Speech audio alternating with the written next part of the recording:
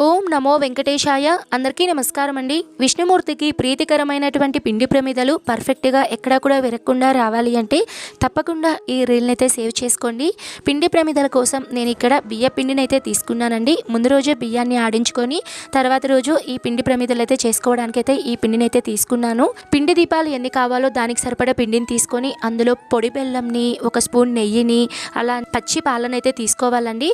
పచ్చి పాలను తీసుకుంటేనే మనకి దీపాలు అనేవి పర్ఫెక్ట్గా వస్తాయి. కొద్దిగా పచ్చిపాలను తీసుకొని కొద్దిగా నీళ్ళను కూడా మధ్యలో మీరు యాడ్ చేస్తూ ఉండొచ్చండి. అన్నీ వేసిన తర్వాత పిండిని ముద్దలాగా అయితే చేసుకోవాలి. ఎన్ని ప్రమిదలు అయితే చేసుకోవాలి అని అనుకుంటున్నారో అన్ని మీరు చిన్న చిన్న రౌండ్ ఉండలు అనేటివి పక్కన పెట్టుకోవాలి. తర్వాత రౌండ్గా చేసుకొని దాని మధ్యలో మీరు ప్రమిద షేప్ వచ్చేలాగైతే చేసుకోవాలండి. కొంతమంది చేతి వేళ్ళతోనే రౌండ్ గుంటలాగైతే చేసుకుంటూ ఉంటారండి, అలా చేసుకోవచ్చు. ఇలా చేసుకున్నటువంటి పిండి ప్రమిదలకి నేను తిరునామం అయితే పెట్టుకున్నాను. స్వామివారి గుర్తుగా నేను గంధం బొట్లతో కుంకుమతో నామం అనేది పెట్టుకున్నానండి. పసుపు కొమ్ముతో అయితే నేనైతే ఇక్కడ పెట్టుకున్నానండి. ఇంతేనండి, చాలా ఈజీగా పిండి ప్రమిదలు అనేటివి పర్ఫెక్ట్గా వస్తాయండి. మీరు కూడా ట్రై చేయండి. ఎలా వచ్చాయో నాకు కామెంట్ చేసి చెప్పండి. Thank you for watching.